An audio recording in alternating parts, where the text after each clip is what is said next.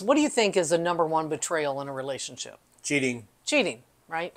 It comes to mind just like that. I mean, I don't even think people even pause to think about it. Cheating. Cheating is a #1 betrayal.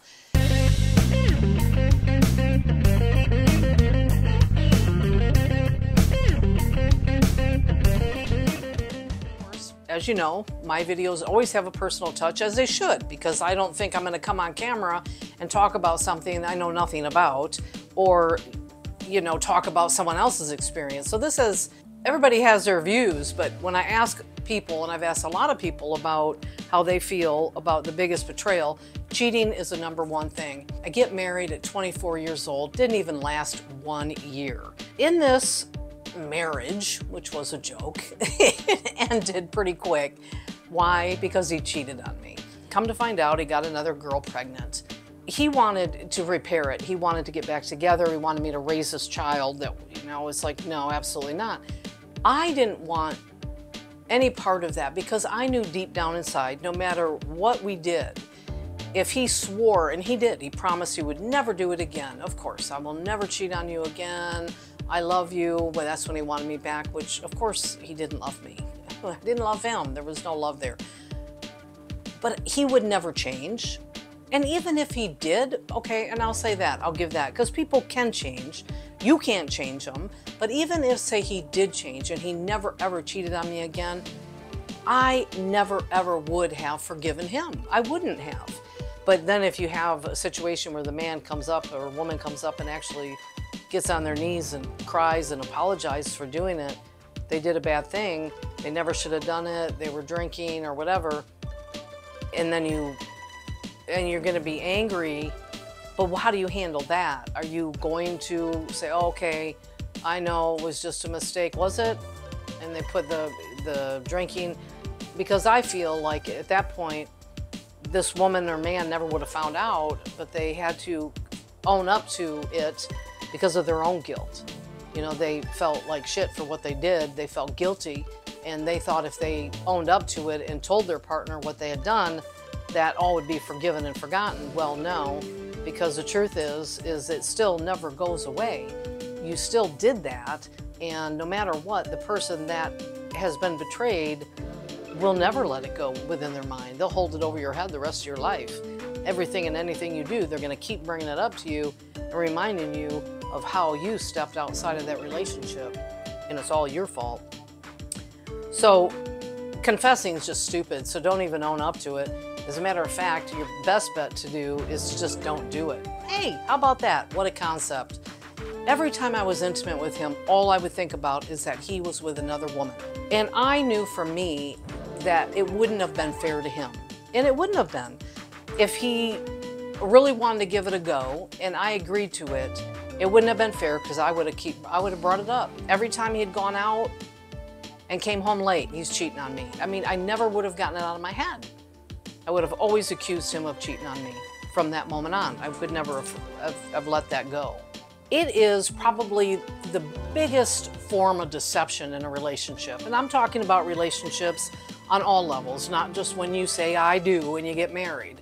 I'm talking about when you're in a monogamous relationship with somebody, or, and I'll say monogamous because nowadays that word doesn't really apply to most relationships. So I'm talking about people that commit to one another one-on-one, and that's it, monogamous. And you're in this relationship and you agree to be together and you've committed. And you've committed, why? Because you love each other, right? Love. It's all about love. We get in relationships because we think we're in love.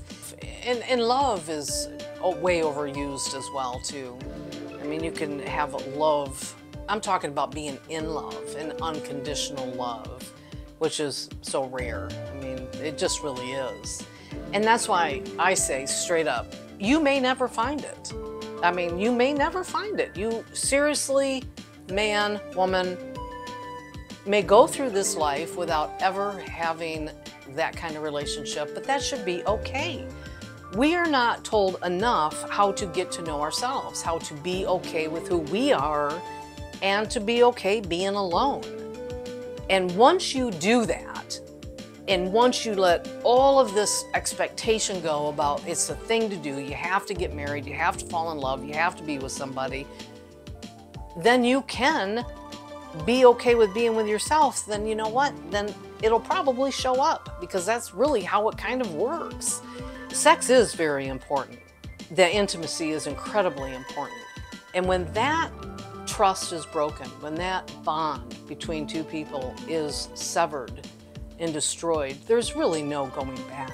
There isn't. You can pretend that it's okay. You can pretend all you want, but it will never be whole again. You will never trust again. And unfortunately, that kind of damage that's done at a young age to somebody becomes baggage in a way. It becomes this deep energy that gets stirred up throughout your life, where you do have trust issues. Unfortunately, that when something like that happens, you carry that on into every single relationship.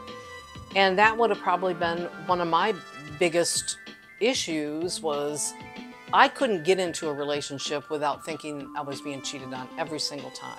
For me, as a woman, I can tell you that yes, I have been cheated on multiple times, and that's really a huge slap in the face for who I am as a woman. Feeling not worthy, not good enough. I'm not pleasing my man good enough. He's got to go somewhere else for it. I've always been like this. You know what? Just masturbate. There's nothing wrong with masturbation. Nothing wrong at all with it. I mean, if I'm not getting enough at home, I'll take care of myself before I'll go outside of the relationship. Or I'll say to the guy or girl, you know what? This just ain't working.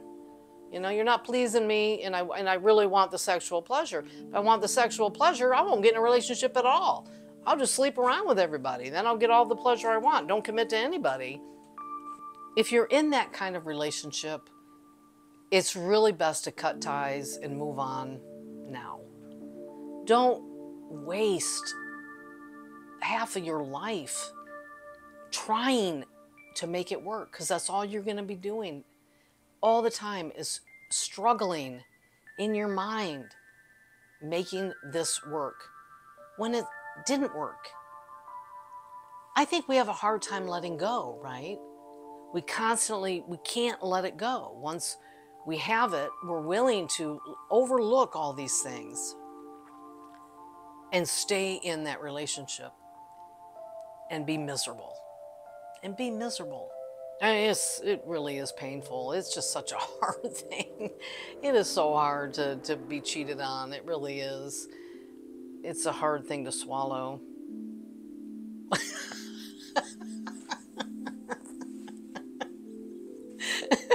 So, that was always kind of my saying, do not settle in life.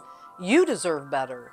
Within yourself, you deserve better, I deserve better, they deserve better. Man, I'm telling you, the last one, I was so done. I was embracing being alone the rest of my life. That would have been just perfectly fine with me.